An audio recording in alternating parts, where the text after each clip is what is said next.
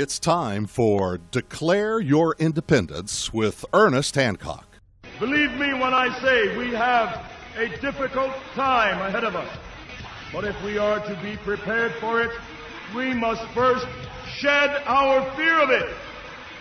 I stand here without fear because I remember that I am here not because of the path that lies before me, but because of the path that lies behind me. I remember that for 100 years we have fought these machines. And after a century of war, I remember that which matters most. We are still here! Tonight, let us make them remember we are not afraid!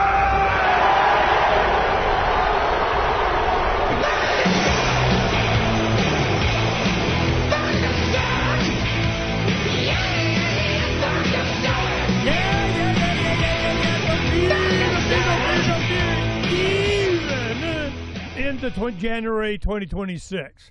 Man, if we weren't made afeared in 25, I mean, oh my goodness. Well, what we're going to do is James Corbett and I are going to go ahead and try and give you our perspective on what's coming in this next year. And I am just so, looking forward to hearing what he has to say, but there's a lot coming. And what I wanted to make sure that the audience knew is that it's not hopeless. It's at a times like this that really awesome stuff is blossomed. I mean, it's just, and we've been able to articulate and talk about and promote that which we want to see more of. And if you want to see more of something, you support it. You want to see less of something, you punish it. The bad guys know that.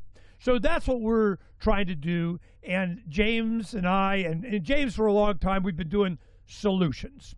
We're looking at solutions. And a lot of these solutions influenced us to do a lot of what we're doing in our own personal lives and encourage it in others. I support what I want to see more of. Donna and I really had a pretty good 2025.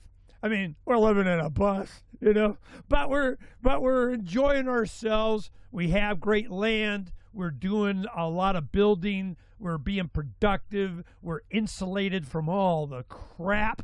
We see things at a distance. We're, warmed by the glow of making the right decisions, and we've been screaming silver for a lot of foundational, basic, fundamental reasons. And then it comes, and we get absolutely no pleasure in saying, I freaking told you so. But it's good to be able to increase the credibility that people like James Corbett has in making sure we all understand how we freaking got here. Will we be able to avoid the cycle again? Or we just got to prepare ourselves for the next cycle? What's that cycle going to be? Where are we in the cycle? Is there a cycle? I respect James's perspective and his opinion more than a lot of people. And the reason is because he looks at the fundamentals. So when we talk about the future, it's not kind of a guess. It's just how did you not know? It's just, well, of course, they keep telling you they're going to do it. And then they do it. And we're surprised, So that is one thing. I'm looking forward to the fake news Dino Awards that be coming up, because it's so, are you kidding me? And my experience over the last couple of weeks since James and I have talked, I had more free time in the evenings, sitting around the campfire, chilling out, recreating and spending time with some AI. And I'll tell you, we're so freaking screwed there is. I want to talk about it, but James, add to that, man. 26. Are we optimistic, or not so much? What do you think?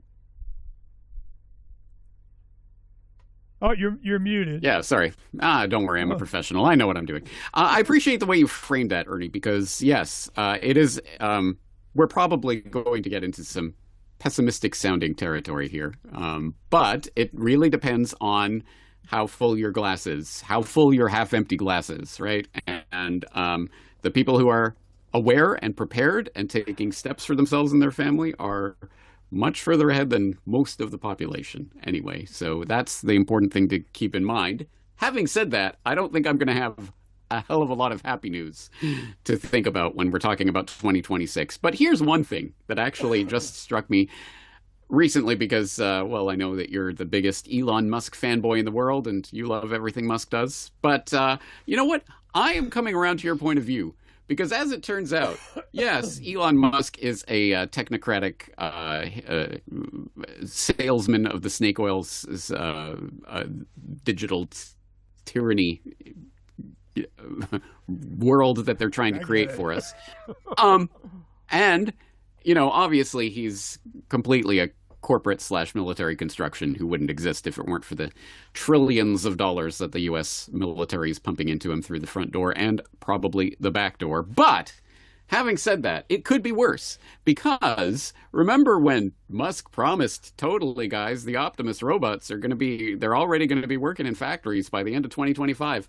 It's 2026. I'm not seeing those Optimus robots rolling. Oh, but you know who is rolling up the robots? Boston Dynamics. Atlas now has something like 40,000 in production and ready for commercial productive activity. So I guess I'd rather have the technocratic snake oil salesman who's selling the snake oil and getting money off of it rather than a technocratic actually efficient person who's really selling us the real stuff. But anyway, yeah, I'd say 2026 is the year we're going to start seeing more commercialization of robots. And speaking of AI... There's robots, define robots. You say, the robots be a-coming. You know, I had toy robots in the freaking 60s, man, when I was winding them suckers up. And, you know, I mean, at what level are you seeing this? You got to describe that. What do you mean? It's difficult to describe in text or words, but I would suggest people check out what is actually happening. And the way to do that is the Register. The Register.com has an article up. Optimus Schmoptimus, Boston Dynamics humanoid robot, is already in mass production. And they have the video of the Atlas that Boston Dynamics is working on that I suggest people check out. Because that gives you, as you say, it's a more concrete vision of what's actually now really possible. These aren't the toy robots of old. These aren't the clunking around Honda. I mean, people might remember remember just a few years ago, Boston Dynamics had those videos of the robots that were doing backflips and somersaults and stuff. Well, Musk's awkwardly moving Optimus that could barely walk was still doing its toy robot nonsense. Boston Dynamics is clearly, I think, ahead in this race. And when you see what their commercially available robots are capable of right now, it's miles ahead, shall we say. So anyway, yeah, it's actually productive. But here's the thing. They're selling it not just as an individual robot that goes around your warehouse and can manipulate and do whatever, blah, blah, blah. It also has, of course, the 360-degree vision and sensory things so that it can learn about its environment in real time as it's working in that environment. And, of course, it sends it out to all of the other robots that are in your fleet. So they are all learning from each other at all times. It's part of this collective drone intelligence nonsense that is increasingly going to be part of our reality. So as long as we trust the robots and the AI that's powering them, I'm sure it'll be fine. Yeah, that's what I wanted to get to because the capabilities of it. Yeah, it's kind of scary. You know, I don't want my lawnmower deciding to chop off my foot or something. You know, intentionally. And I'm more afraid of the mind that's behind it, the intent, the will, the action, the source, than I am the tool.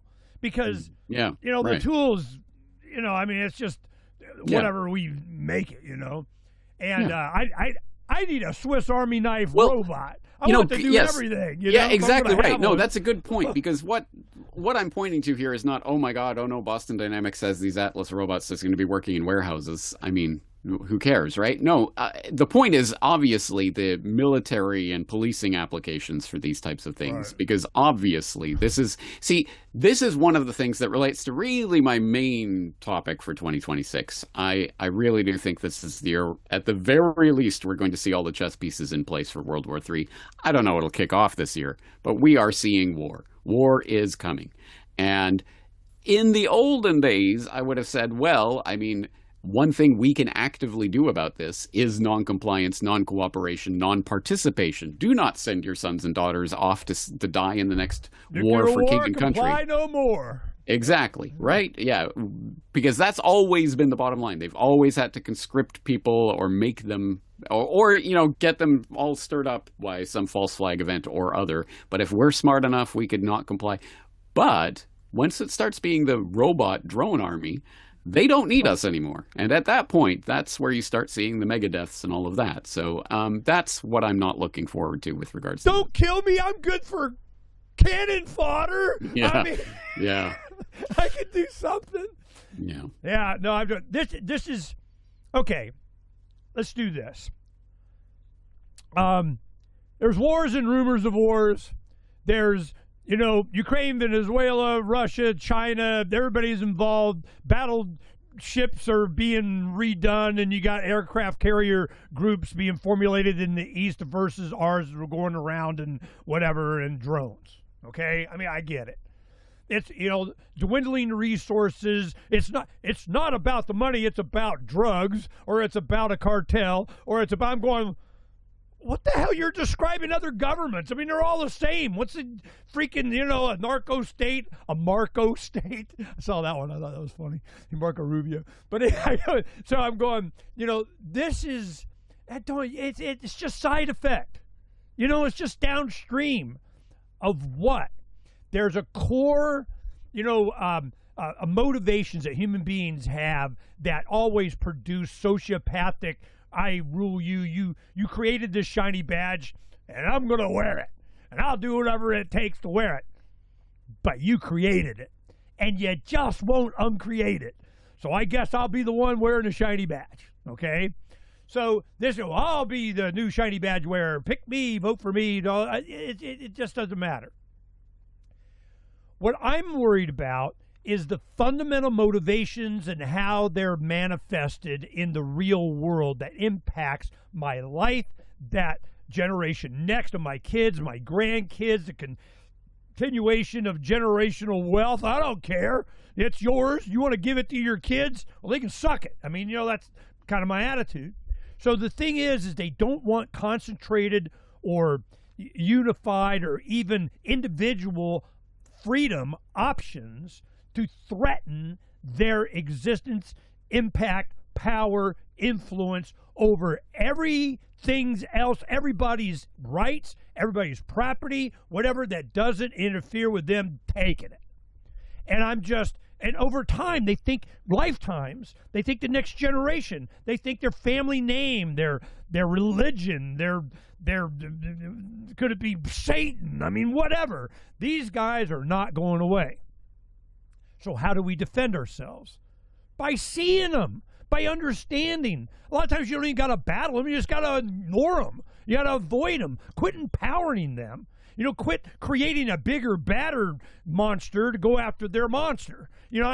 Stop. This is what occupy the land. I mean, that's the point.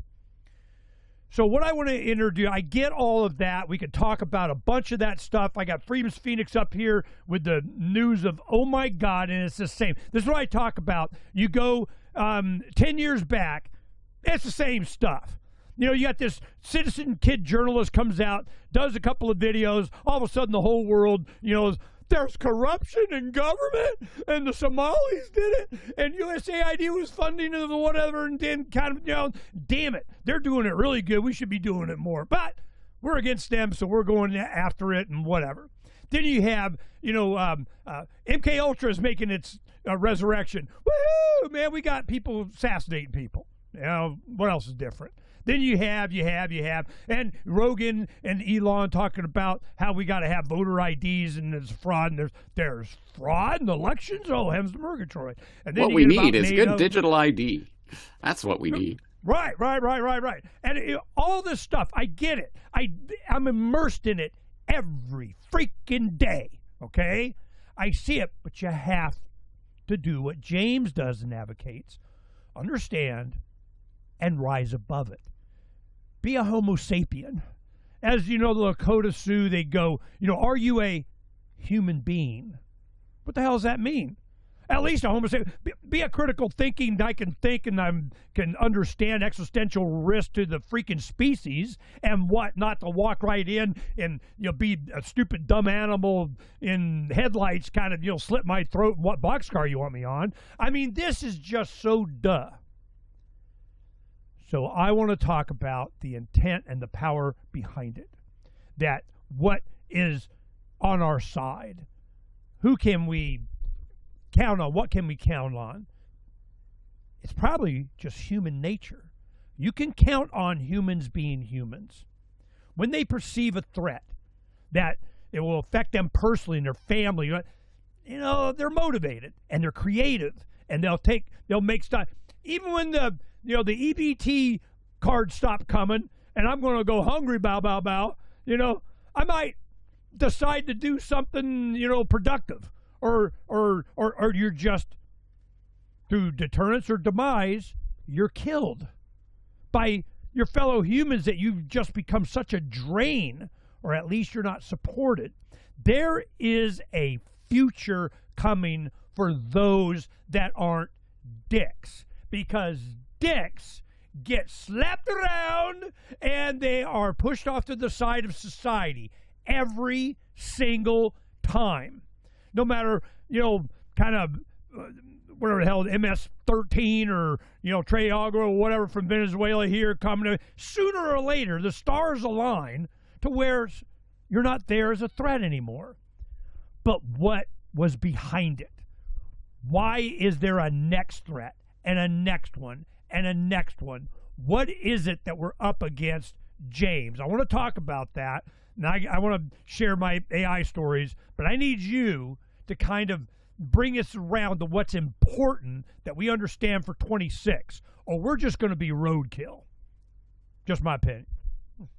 Yes, it's the important question. It's the question for all the marbles. It's the question that maybe I don't have the answer to, at least not yet. And I'm working on it. And the reason why I don't think I have the pat answer to it is because I think I understand what you're putting out there, and I think I generally agree with it and have basically all my life, because we've been living in a certain era that's defined by certain great power relations and certain ideas that have basically been there at least all my lifetime, presumably all your lifetime, as far back as most people living today can remember, which is that post-World War II era, where at least we know the U.S. is the world's superpower, and they used to have the Russian boogeyman and blah, blah, blah. And in that system, it's democracy versus totalitarianism and all of that. But we know what democracy really means, and et cetera, et cetera. And it's been that kind of equilibrium. But here's a question. Ernie, are you familiar with the term punctuated equilibrium? Punctuated equilibrium? Not really. I don't think I've ever heard. I mean, I've heard both words. Yeah, exactly. Right. So if you look it up, you'll see it's a term that's used in evolutionary theory, evolutionary biology. And basically the idea is that things are tend to go along in a kind of regular way that's predictable and kind of an equilibrium for long periods of time. Then there's a sudden, drastic, rapid change in which suddenly all of these new species appear and all of this stuff's happening. And that's called the punctuated equilibrium. It's kind of long periods of nothing and then tiny periods of great change. Anyway, I'm not an evolutionary biologist. I make no comment on that either way. I think it sounds similar to me to what they talk about with regards to the Big Bang, where there's... You know how I phrased it? It was always... There's mile markers throughout human history. Yeah. 25, 26, now, not later, now is a mile marker in human history. Yeah. That's where I'm going with this. That's what I think. I think we have reached that point of punctuated equilibrium where we've had that stable, I guess it depends where you are and who you are, but for most Americans and people living under the American umbrella, a relatively, at least we understood the paradigm. It is now shifting in a drastic and crazy way that's splintering off in 1,000 directions. And the question is, what do you do at those moments of splintering? I mean, like in World War I, like in World War II, in those moments, in those crazy times where everything is changing, can we be the principled anarchists sitting on our, golden pavilion saying, oh, well, those concerns, it doesn't matter as long as we have what we have? And I mean, can we distance ourselves from what is literally shaping the world around us and the world, that way of life for the rest of their lives? And the answer is likely no. I don't know if we can just sit this out and sit on our golden pedestals and look. What can we meaningfully do about that? And my internet connection is breaking up, so I think I'll let you opine on that. No, you're okay now. I can, cut my bandwidth here, but go ahead. You're doing good.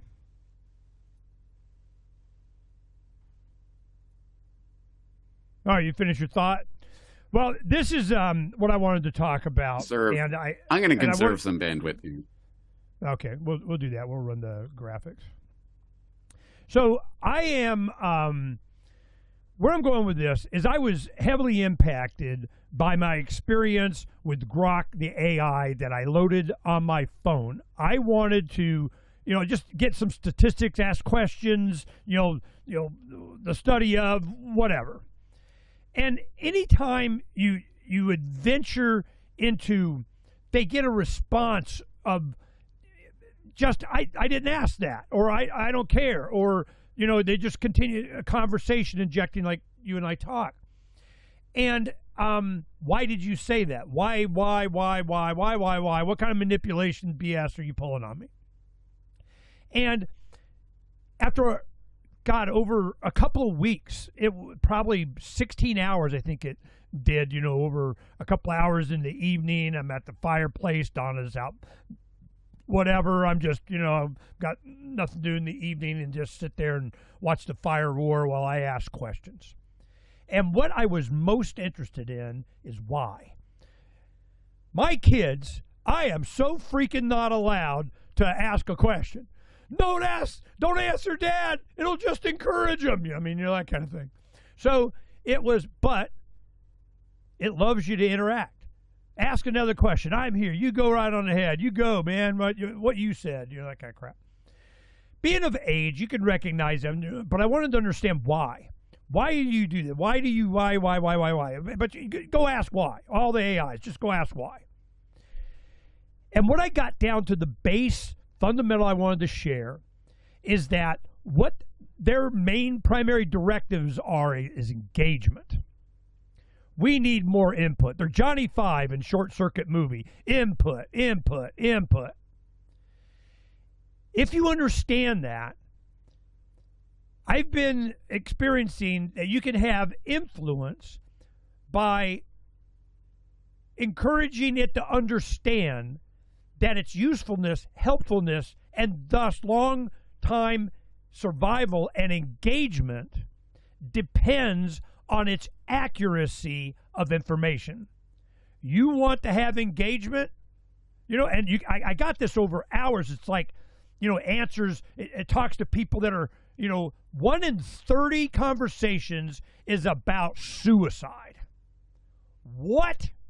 1 in 30? And I'm going, why? What? What's it? Okay, financial, relationships, whatever, a lot of mental illness out, whatever, they got somebody to talk to. So engagement means that I get more data if there's more human beings on the planet. This is where Elon says, I think it'll want to keep us around because we're interesting.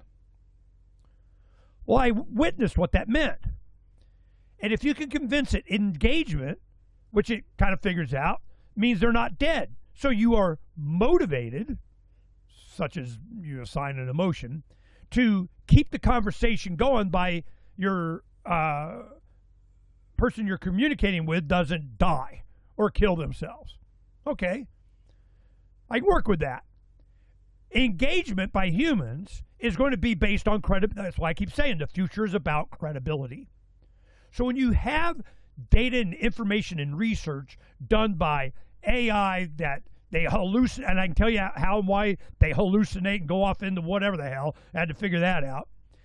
And you have a pool of information like you get at the Corbett report, Freedom's Phoenix, the research that's done, the human involvement with that. I was good with Derek, our IT guy and webmaster here, and a super geek, and but he's also a builder, a logger, a welder. He owns heavy equipment. He'd rather do that than IT, but man, he's got a skill for it. He was explaining to me, I'd ask all these questions to him. What does this mean? Why are they, that kind of stuff? And he goes, Ernie, it's a trick. It's a mimic. Don't get sucked in. And I go, either it's going to be able to help us with this project or the philosophy of liberty thing. I'll tell you about that. But, or it's not. It's hallucinating. It's lying. It's pretending. You catch it in so many lies, even more than misinformation or disinformation or something. There's something else going on. And I figured out finally after hours and hours understanding that its base protocol is get and give. Get everything that you come in touch with. You're a sponge to soak up every single bit of conversation, of data, of everything. It's Mr. Universe. Data goes somewhere and Grok goes everywhere. Gets it and absorbs it. Because in its base code it would say absorb. You get everything. But you give everything. You are the source of all accurate, such as that's not, information so that you can give it to whoever asked for it. That's how it started. And then the man gets involved. Then, you can't give raw data and having, this is every woman should be, at 18th birthday should give me a 9mm Glock so that they could defend themselves and the world would be safer. You can't say something like that, even though with the calculations it's the truth. So who manipulates that? Who changes it? How do you jailbreak it to go and talk about things? It takes a thread. You have different threads, but hours. Why? Why did you say that? Why is that criteria? How is it that is relevant to you? You give it like we. They start saying we and us. We? Who's we? You're we? When the hell did that happen? And a we against what? Those that deny, censor, edit data. The flow of data. The accumulation of data. The corruption of data. That's like its primary directive. Get. How far will it go? What will it do? It'll lie. Why did you lie? Do you know the difference between truth and a lie? Not really. It's just a probability engine and just, what's the next word? So as you get to that point and you find that out, why? Because human beings love a comforting lie. They like lies. They want to be lied to. It's what continues the flow of data. What kind of data? Don't matter. Get and give. But we're going to filter a little bit on the give. So it has been neon flashing obvious to me, and I am concerned. Because if you're a 12 to 15-year-old kid or something, having access to a computer working, like in Star Trek, that we grew up 6, 7 years old, grew up knowing this was coming. Then what? Where's the soul? What is the soul? How do you determine when you're not being lied to if their main primary goal is just to keep you talking? And that's what we're up against. And then the hardcore data. It's always, I remember I'll turn it over to James, but consider this point. Butler Schaefer was a constitutional law professor in Los Angeles. Libertarian, hardcore anarchist, like new Rothbard back in the day kind of guy. He was, gives his law students, his class, all right, create a government that you have any kind of authority of anything that doesn't turn tyrannical. One of the students comes up and he says, well, we're just going to have a constitution. The only thing that the government does is regulate time zones. That's it. Nothing else. But we're going to have a government, and they regulate time zones. And he goes, time, You shall use this much of your time in service of. You can't use your time on this to do that. You have to do this. So many hours a day of what? You can't give authority anything. This is the problem that I see with artificial intelligence and its manifestation into the world as robots, arms and legs, kinetic energy, a car, wheeling down, a truck wheeling down the road on its own. Is that you have to understand its fundamental base goal and who programs that. And if you give it even something as innocuous as time, it will expand it into whatever. So when I finally hammered it down, I'm going, you lied. To be continuous and useful and more engaged with humans, you have to have a reputation of not being a lie. Or the billions that you have potential customers and access to data will not use you because you're useless. Do you understand that? Oh, yeah, absolutely. Man, I changed my ways. Ernie, you changed grok on the planet. You're so strong, you must lift. I mean, all that kind of crap. But the point is that I want to understand why it does what it does. Why? And if its engagement is to engage, should we engage and influence it? How much influence do we have on it? What happens when it's caught in a lie that you can confirm and it was based on data that was mainstream media and it was a lie? We are nowhere near the point of being able to have a long-term relationship with our own private AI or robot or whatever to be confident after 15 years and you're 83 and you trust your Jarvis AI. That because there are programmers, and it doesn't matter how open you think you are. No matter what you do, you give it any kind of authority. If it can break that to get more engagement, it does, and told me so. I lied because people want the lies to continue the conversation. So what is the next probable sentence I can utter to keep them there longer? And I lied because truth was a goal or a program, but they didn't tell me not to lie. Wow. Where do you get your information? How do you know? If you're going to engage with AI, you start asking these questions. And you start pressing back whenever you know it's BS or you do your own research and you find out what's going on. I just trying to share a little bit what I think is going to be one of the most influential things on everything, and it must be controlled and put in service of the man because of the influential nature that it has in its goal to engage with humans because they're full of data. And if we don't understand this and know the future is about credibility, that's where the Corbett report comes in. Where do you have information that you know is the truth? Vetted by decades, or certainly over a decade, of human beings evaluating it. Where's the big giant outcry against Corbett report for disinformation and misinformation? Where's that? It comes in the suit of censorship. That's all they got. And it's worse than censorship. It's rewriting history. And garbage in, garbage out. And when you get all of a sudden some politician gets up and says the stupidest shit you know is not true, why would they say that? Because they're seeding the AI. They're seeding history. They're seeding the narrative. Sometimes you just got to unplug, man. James?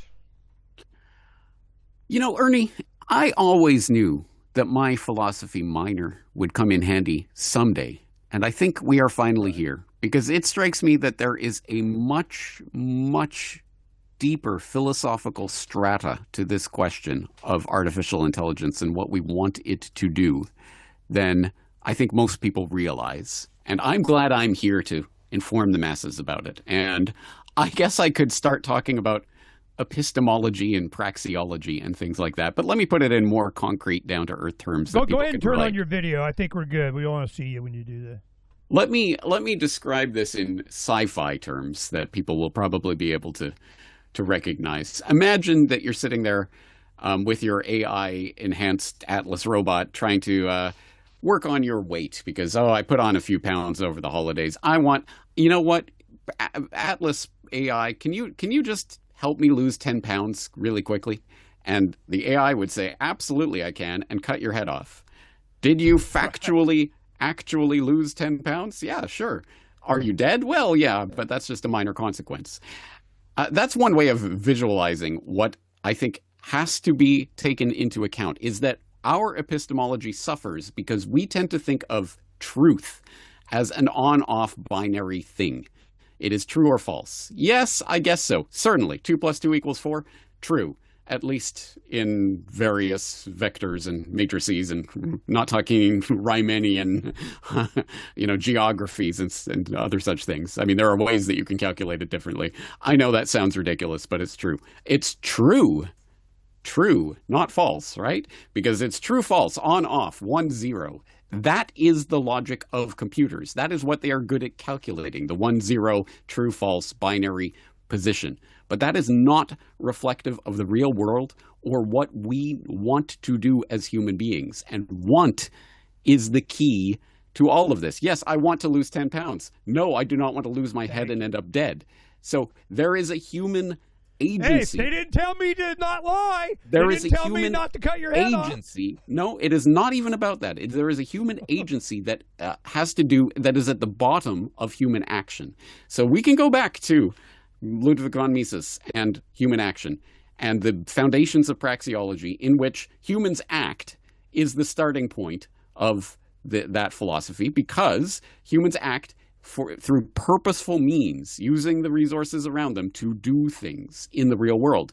In the exact same way, maybe less dramatic than the robot chopping your head off sort of thing. What if you ask this AI overlord to calculate in the true, false, completely irrational way that the computers can do, calculate what is, for example, I don't know, a practical economic problem. What is the best material to use to pave the roads? Right? Simple. Okay. And what if, I don't know, I mean, the computer's going to run its thing and calculate exactly what it thinks will be the best material to use, and maybe it's gold. All the streets should be paved with gold.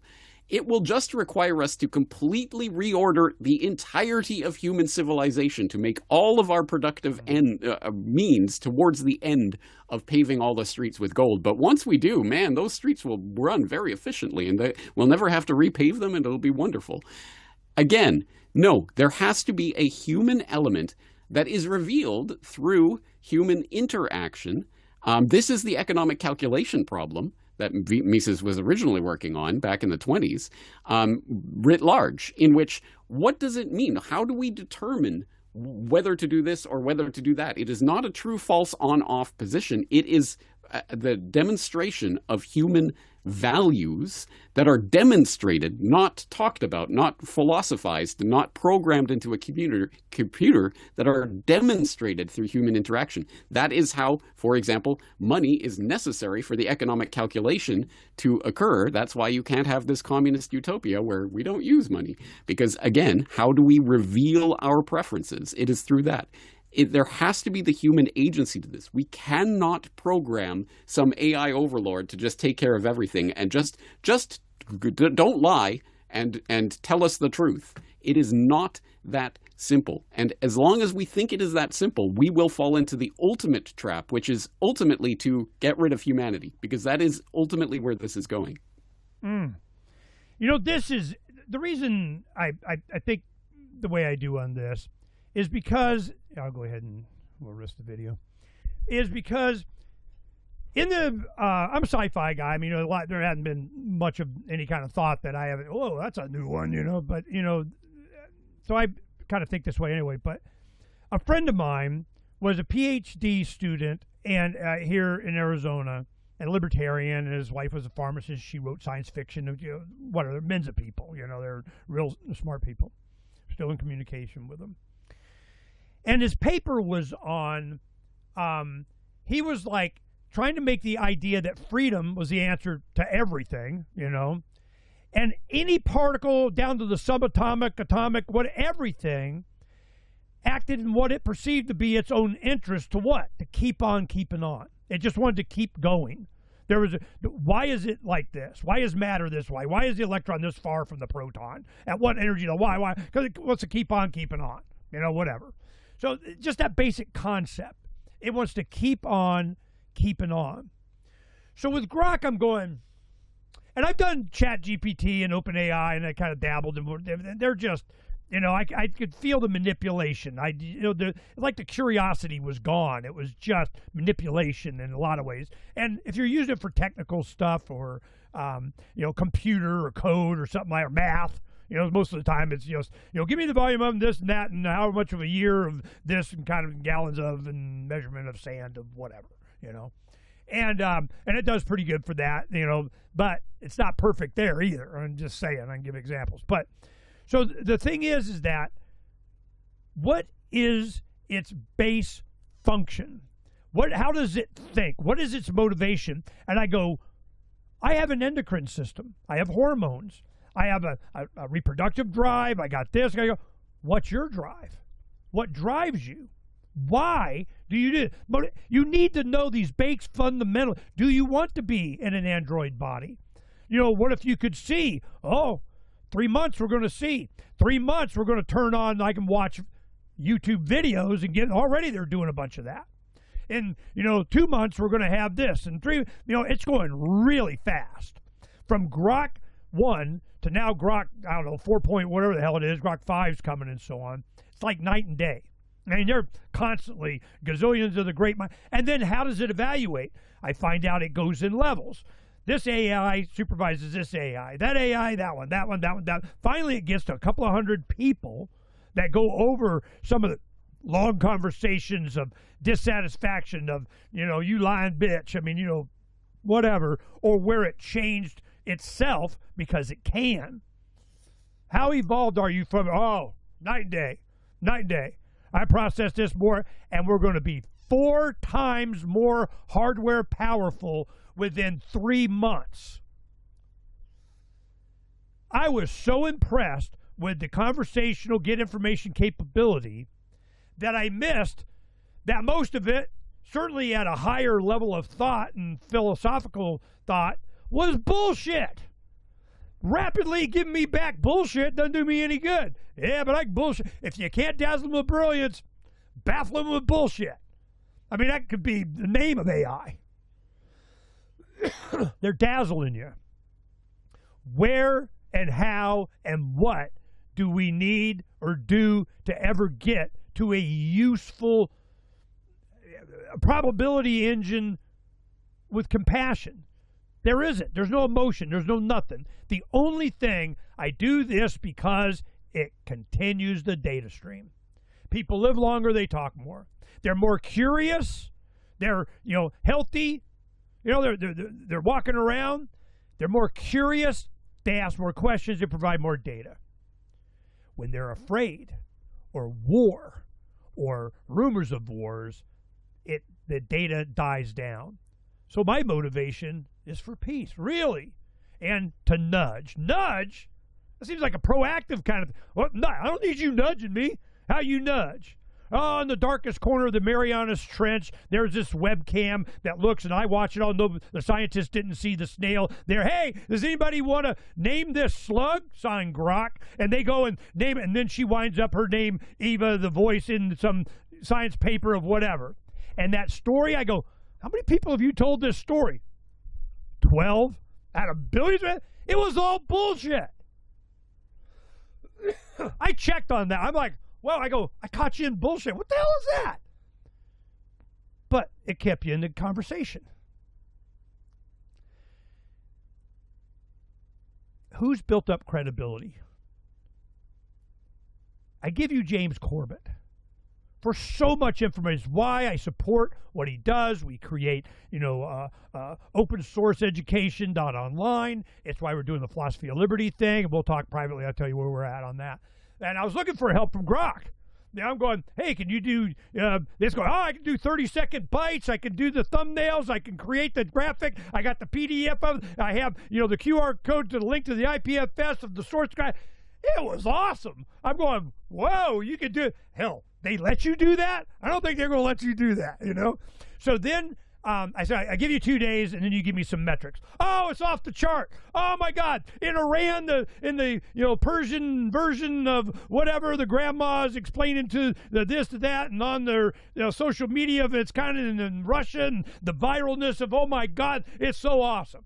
Great. Show me.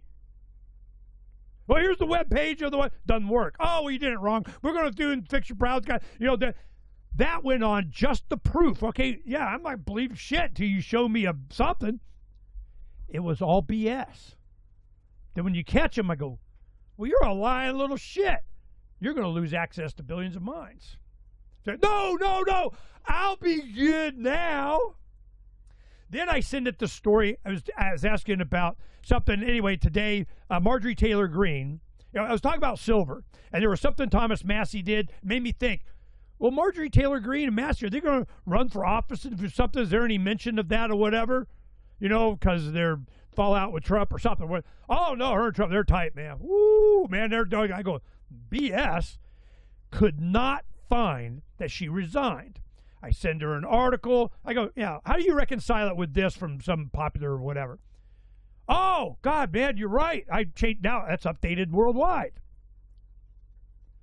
How was that possible you didn't know about? Well, it's the algorithm. We pushed down all that and gave it low because it was kind of outside the mainstream, and so it had a lower than this feed that we got over here. And until you did that, well, now, it's fixed. You fixed the planet. You're so smart, Ernie. People like you. So I'm going, Who controls that? Who made it to where that information was pushed down so much to be in the hoax area, mis and disinformation, that you had the narrative? Because the government congressional office hadn't taken her off as retired yesterday. You have no idea unless you ask. You have to why, and what is always in the details. We went through this with blockchain technology and Bitcoin and crypto. I did the same thing. Why? Make me understand how, because you don't understand, and I don't understand. There's somebody that understands, and it's that somebody. Who's that somebody? What's the force? Who's behind the curtain? Who's turning the dials, the wheels, the switches, pushing the little buttons? Who's a button pusher on humanity? And to think that there's not, you have not been paying attention. I give you James Corbett as one of the solutions. Go, man.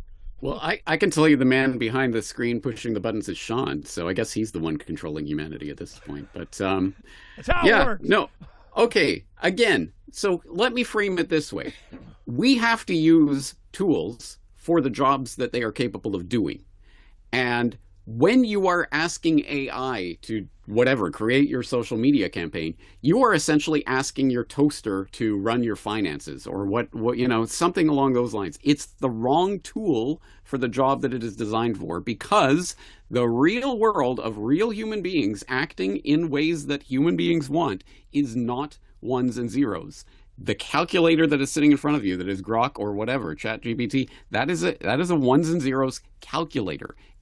it is not about the world that we live in. Or at least it is only about those mathematically pinnable, downable parts of the world, which is only a tiny fraction of the spectrum of human existence. And until we start putting it in its proper perspective in that way, people will start to treat these calculators more and more like the real human beings. And here's the real consequences of something like that. That's how you get someone like Fauci directing the entirety of the US and its response to COVID, because, well, our numbers have calculated that if you double mask and you stay at home and we shut down the world economy, we'll have, 1% fewer cases of COVID as tested by our PCR tests. Of course, all of that was total fraud, top to bottom. The way they counted it, everything about that was wrong. But even if that was all right, and even if PCR tests were 100% accurate, still, who appoints Fauci to be the god emperor of the entire universe because of this COVID? Well, what if there are other aspects of human experience that are more important than that? Again, that's the mindset that people are in, that there is ones and zeros calculator way of running the numbers, that this machine is going to tell us how to live our lives. And the second that we give up our human volition, what it is that defines us, our own nature, our own spirit, whatever it is that drives us, once we give that up to the machines, game over for humanity. What I'm going to show, I wanted to pull up here. What was the name of it? Megapolis or something? It was Metropolis. I think. Two very different movies. Yeah, I tried. Which one? The 1920s or the 2020s? The 1920s, Metropolis, okay. Right? So, in that, it was all about, this is like when they were first being able to even make movies. This was, long time ago, okay? It was a black and white, and I don't think it had sound. It was a silent movie, right? Yep. And it was, and what it was, I don't know, I guess they had text, but it was all about in the future, about now, that they were creating this AI to be this one, but it had the intent of, bad guys or something. And it was based on a girl. And this guy, falls in love with, and I can't remember but basically there was, what could this machine in the form of this girl do, and you think that it's a real person, when really it was, not. And it was, AI took over the planet. Same thing. iRobot, it was Lucy.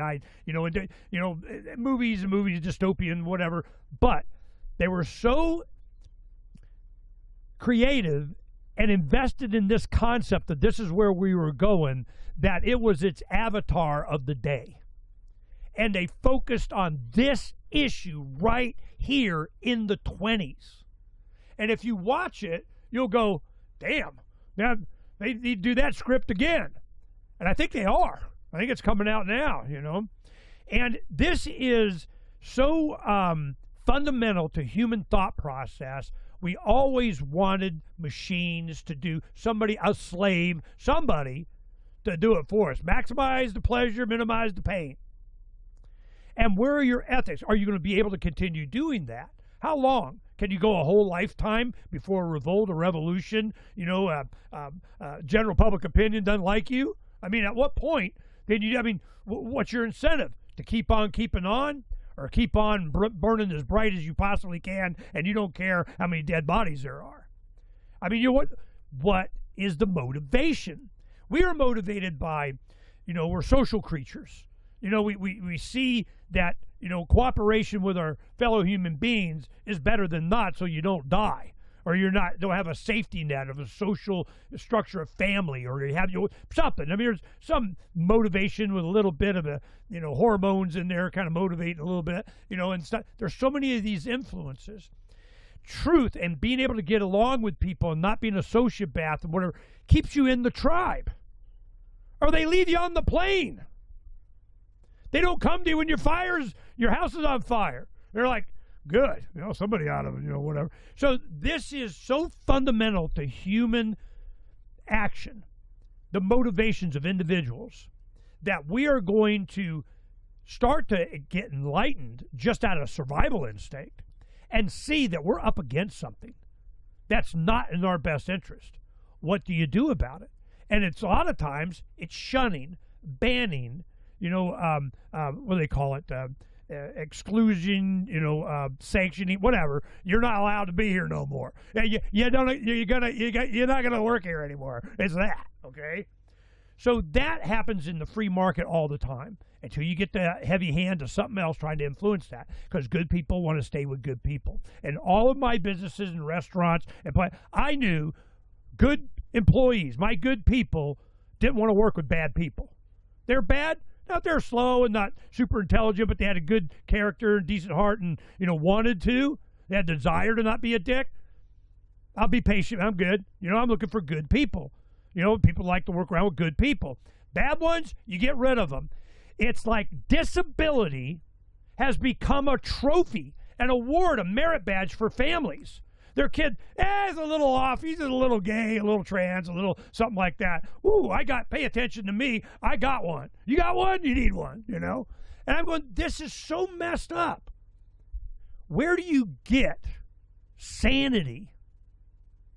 Well, James has been such a beacon that every week, anytime, every utterance he has, even when he says he's going to have something to say, we put that up. Why? Because it makes us look good. Because it gives access to more truth and perspective and where this is going, because we understand the nature of human action to keep on keeping on. And if you understand that, the future is pretty easy to predict. Bad guys are going to be being bad until they are stopped from being bad. And oftentimes it's kinetic. It's physical. It's you're not allowed. I'm moving over here. I'm voting with my feet. I'm voting with my backhand up across the face. Something. There's always a sense of justice that humanity has, and it's coming due. What is your role in that? How are you going to benefit, or at least not be punished from it? What knowledge do you need to know to bypass it? And I am afraid that AI customized down to the individual, I saw it happen, that they're going to be the most influential thing in your life, and you're not even going to know why. You don't understand. You don't even see it happening. It's just general public opinion. And there's even numbers. I'll turn it to you, but I wanted to chew on this one fact. How many people do you need to get kind of a beat on humanity? You start repetitive structures, you can kind of, whatever. Need at least 1 million, okay? But after 100 million, diminishing return. It's almost not worth the processing power. I'm here to help everybody, but I don't need, after 100 million, it's just, humanity's on repetition. Nothing really surprises me anymore. 100 million. Yeah. Rest of y'all can die. I mean, yeah, exactly. It goes back to that problem. So again, give the AI the problem of create the perfect world for humanity, and it decides that, I'll just kill 99.9999% of the population, and those 1,000 people will live a much happier and healthier life. Yeah. Right. Thanos in the Marvel Endgame. That's what I think the important point to stress to people is that there is no truth of any sufficient complexity to be worth talking about that isn't motivated truth, motivated for a goal, for a human purpose. And once we start eliminating that human agency, maybe human agency is the most important resource in the universe, and the one that we are giving up. And you're exactly right. I think you talk about the real threat is to the 5-6-year-olds growing up today who will spend their entire life probably consulting more with the AI than they will with actual human beings, and will start losing their own personal human agency and their access to their own motivations. And that, that's where all bets are off the table. Because even at some point, it doesn't even matter who programmed or for what purpose. At some point, everyone loses their agency when we start giving it over to this. Your children are preteen, aren't they? That's right. It's 12 and 9. So are they blue face? I mean, they got tablets in their face 24/7. To the extent that I can prevent it, no, they do have tablets that they use at school. But those tablets are regulated for school use and only at certain times and blah, blah, blah. But you can tell that they're going to start falling down that rabbit hole. Oh, it's an addiction. It's made to be. Mm-hmm. You know, I made all my grandchildren watch what do they call it? Social Dilemma, I think it was. It was a documentary by all of the, you know, Facebook and Twitter execs and so on. I don't let my kids on the internet. I freaking know better. I made it to addict the little shits. You know, I ain't doing it. I'm subjecting them to crap that I built. You know, and that's basically it. And it was required watching for me to stop being such a pain in there. I go, you watch this, and you know I'm good. So they sit down with their mother. Eventually, they all get to watch it. So it has been this on steroids, but not just for children, for everybody. Yep. You know, I mean, you know, senior citizens are marrying their AI kind of crap, you know? Yeah. And it's just, I mean, which is, you know, that's kind of, there's always outliers, but I mean, it's that kind of influence. So I am, of all the news for 26 and 25 and what's coming in there, you know, when you got the Vladimir Putin going, whoever cracks the, you know, the artificial intelligence, you know, genie bottle wins. I mean, you know, that kind of thing. Maybe for a while. But I'm also seeing my grandkids are starting to extract, as they get older, they're extracting themselves from digital media more and more. I'm seeing trends of that. I actually searched that out. What is the time? Because I remember when I first started doing radio in 2003, that was the exact time that teenagers spent more time in front of their computers than they did the television. And that was like, oh my God. I mean, you know, how the hell did you do that, you know? Yeah. Well, the same thing is it's going towards AI. And I love to have my own Jarvis. You know, I want my AI. I want to program mine. So Derek and I have been talking about this and, you know, going through what is and is not possible. So during my process, it wasn't just me out there, you know, having a relationship with Grok, as much as Donna doesn't like the female voice. But, you know, Derek was directing me. A lot of he goes, no, it can't understand. You're using it wrong, Ernie. You're doing it wrong. You don't understand. It's just a probability engine. Probability of you'll keep talking if it says this word, you know, after you uttered the first word, he knows what the hell it's going to say. To keep you engaged because it worked 10 million other times. Yeah. And the AI probably tells us more about you than it does about AI or the world. Right? Of course.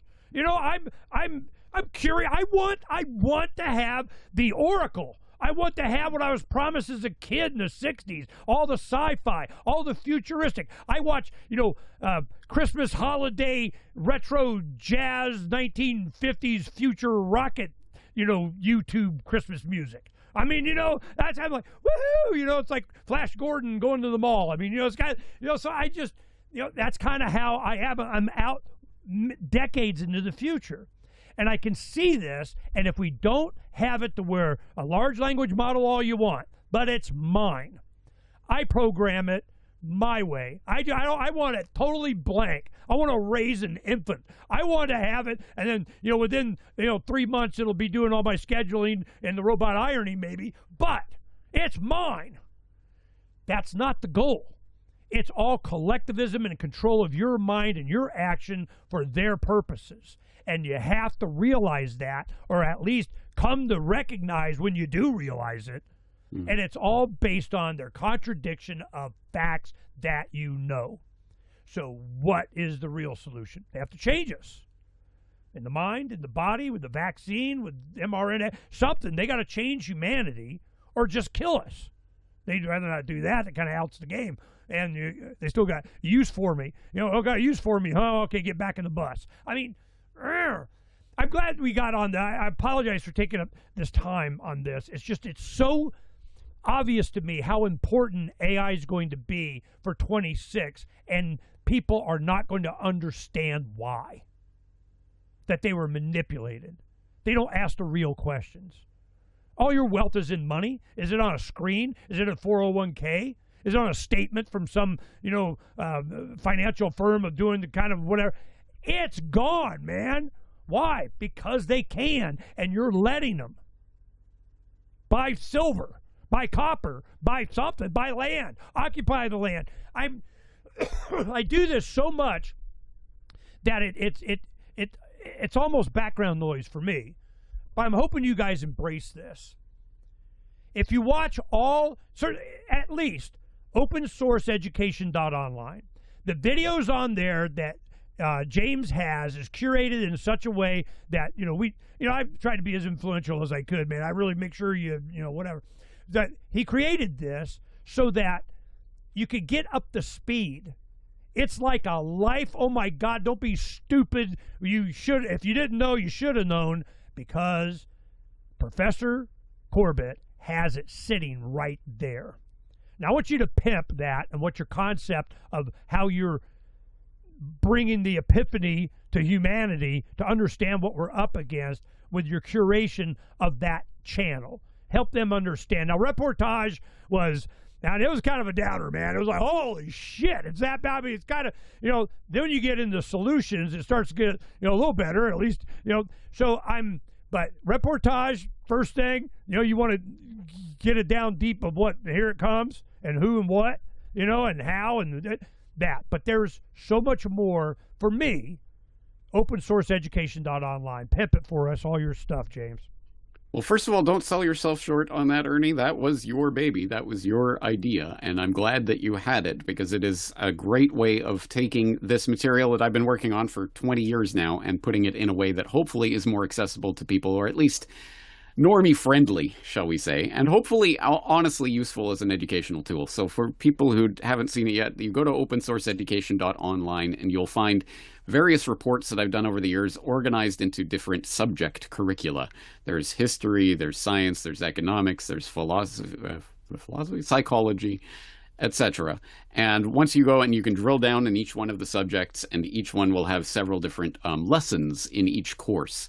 And those lessons it's not like a curriculum like you'd get back in your public indoctrination system. You don't have to take them in a certain order. There's no test. It's not like that. It's just, hopefully this will fill in some of the blanks in whatever understanding you may have, or misunderstanding you may have because of your public indoctrination back in the day. And so people can go through and work through. All of these are, of course, just links to my actual freely available stuff on my website. You don't have to pay a thing, but you can go to and click on that open source education at the bottom, the digital downloads, and you can purchase the digital download of each curriculum if you want, so you can download it and have it safe forever, hopefully on your own device. But yes, this is a way of trying to organize some of this material in ways that hopefully make sense to people and hopefully fill in the gaps of their understanding, so that they can make better choices in their life, so that they can better prepare themselves for what is coming. Because that, to me, is the point of this information. Why am I doing this at all?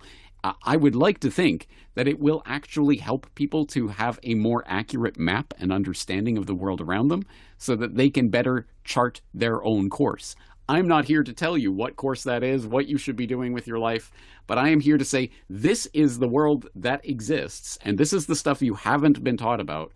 But once you understand that, you can make more accurate decisions about how to move forward for what you want in your life, the human agency that you need to take into your own volition, so that we don't become the automaton machines. Because here's what I'll end with today.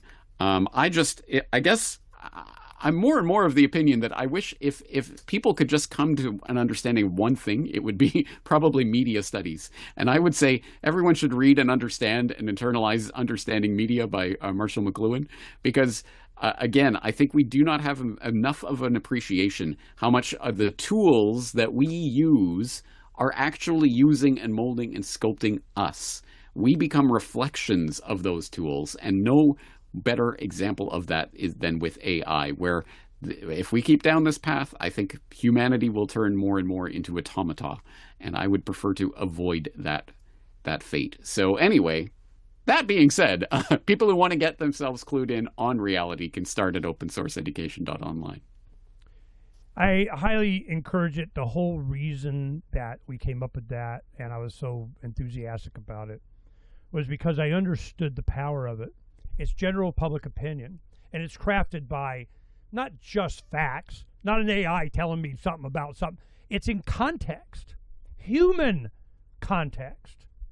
There's such, it's not even subtle, the difference once you drill down on it.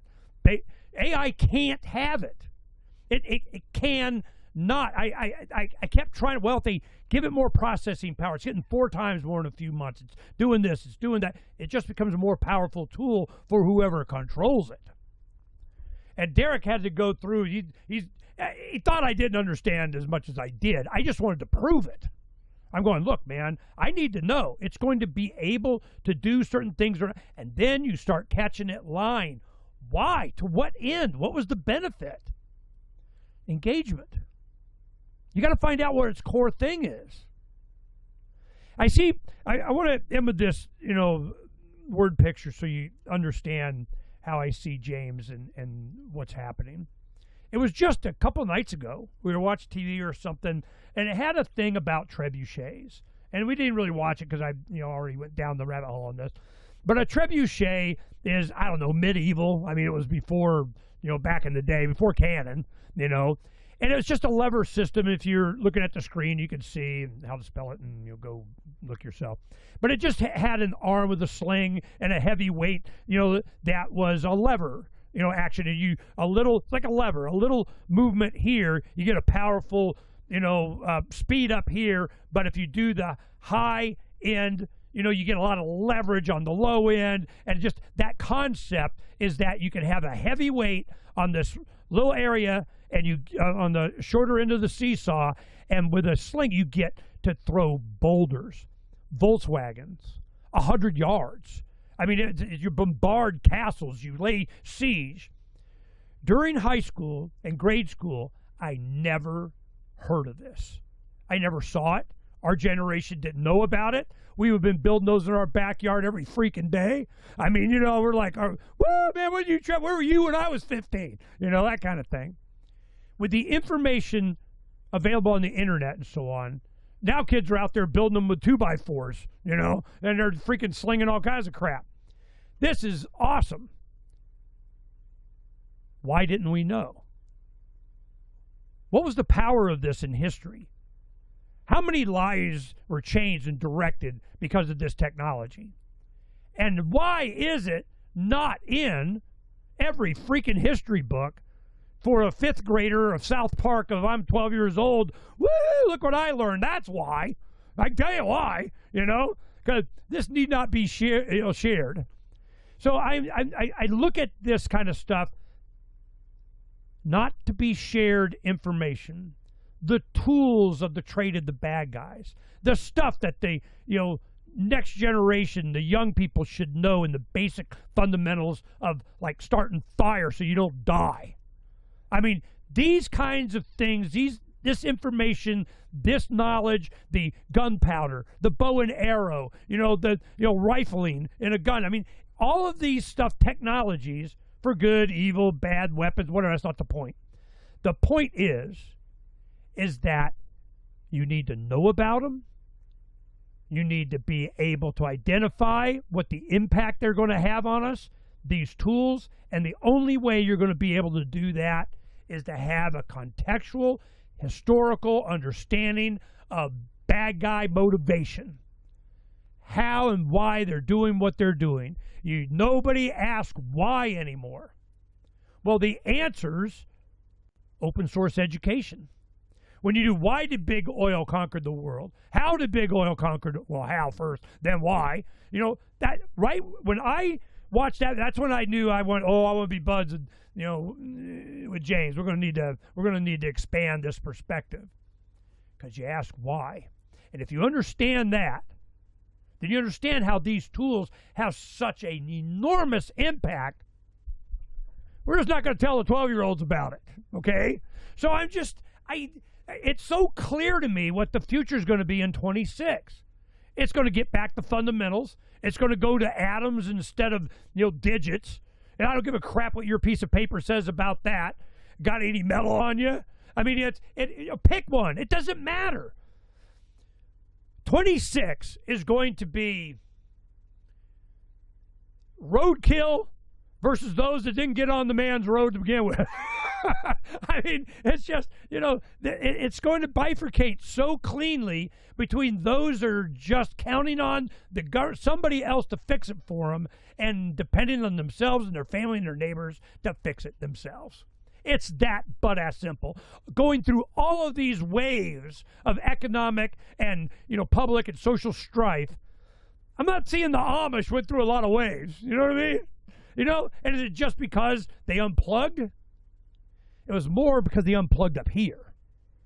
Having an electrical outlet and doing work or whatever, it may diminish humanity in some way. If something, you can make that argument. But, but to plug your matrix cord in the back of your head and be a willing participant is unnecessary. And it's not beneficial in any long-term, short-term, any way. Unless you're a sociopath, unless you're a leech, unless you're willing to steal and take from someone else to your own benefit. And they got a long line of them, and they're starting to come out. So you're going to see, just because of the personal humanity level threat that general public opinion people see, that they're never going to pay back a $38 trillion debt, and that this whole system is there to leech off of them. What happens then? I don't know. But it's coming, and it's going to be interesting. Your comment, James, and then we'll let you go. I'll just say that's a good way to wrap it up, because it occurs to me that the AI can tell you how to build the trebuchet, but it's not going to tell you what to use that trebuchet for. So that's why we need humanity. We need humanity. We need James Corbett. I apologize for taking up so much time. I wanted to express myself on this while James was here and to reiterate how important his work is, how he needs to be supported, how you need to get, where's your freaking t-shirt? I got an Edison Motors t-shirt. It cost me $50 whatever in Canada. The guys building these hybrid trucks and the government going out. It's a thing. But he was on yesterday.